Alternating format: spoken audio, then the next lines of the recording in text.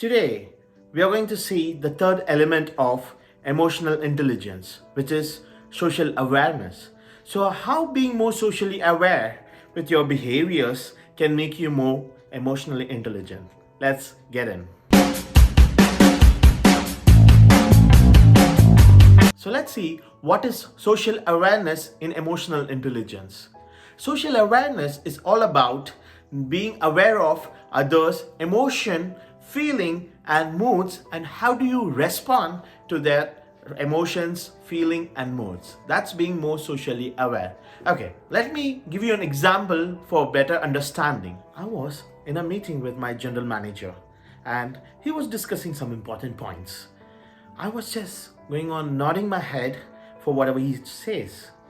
This he noticed and he asked me, just calling me aside in that room, is everything okay? Then I had to open up and say to him that I've just read a message from my family group that one of my uncle who was hospitalized has passed away. So knowing this, he said, you are not supposed to be here now, so please leave this meeting, go to home and take your time and then get back. I'll discuss with you the same points once you're back. So this is something what he did when he understood what I was going through. Let's explore the two options what my manager had. One was the way how he responded. The second was he could have definitely got angry and started shouting at me because I was not actively participating in the meeting. These are two typical examples of high emotional intelligence versus low emotional intelligence. Here's where the social awareness element of emotional intelligence comes into picture. We can increase being more emotionally intelligent by improving social awareness, which consists of three components. One is empathy, second is service-oriented, third is organizational awareness. So let's see how we can improve these three components. The first component, empathy.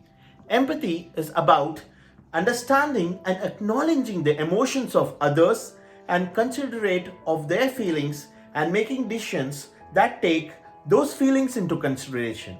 For example, my general manager, had two options, that is empathy and sympathy. Sympathy is so sad that your uncle has passed away, but please concentrate here.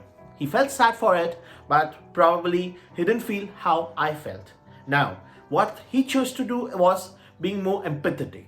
So he said, I know how you feel, and I know that you're not in this position to sit and be actively participating in this meeting. So please leave. So he felt how I felt, and he was able to understand and feel the emotions and my feelings, how it was running in my mind and my body.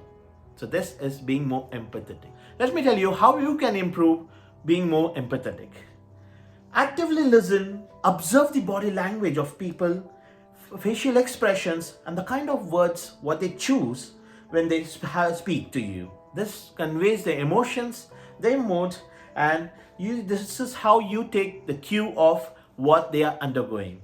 So this gives you being more empathetic about the other people or other person. The second component is service-oriented. It is the ability to understand and meet the needs of others. As Stephen Covey rightly pointed out, the fifth habit of highly effective people is first seek to understand and then to be understood. So for example, you have an employee who is continuously not meeting his deadline. So as manager, you are always trying to find out that he's missing his deadline. So what do you next? So as a highly emotional intelligent manager with this attitude of being more service oriented, I would like to sit and have a conversation with my employee to understand what is causing him the deadline. And then probably he doesn't have a resource or he doesn't get data on time from other departments. So understanding this, and I'm fulfilling this aspect of his worry, and because of this, if his deadlines are being achieved, then this is being more service oriented. So this helps you to understand the other person's need and meet those requirements so that the end results are more of a win-win strategy. The third and the last component of social awareness is organizational awareness.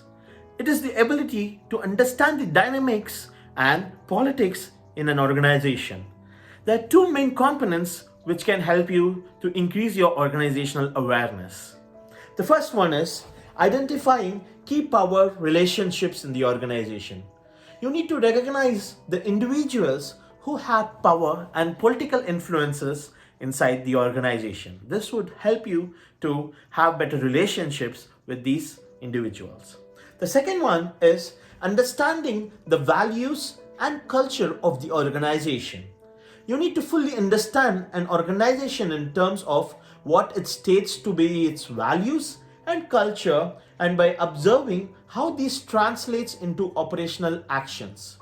With this knowledge, you will be able to balance in that organization and be able to perform with the culture and the influential environment what you have. With less social awareness, we are termed as insensitive and caring person because we are not bothered to understand others.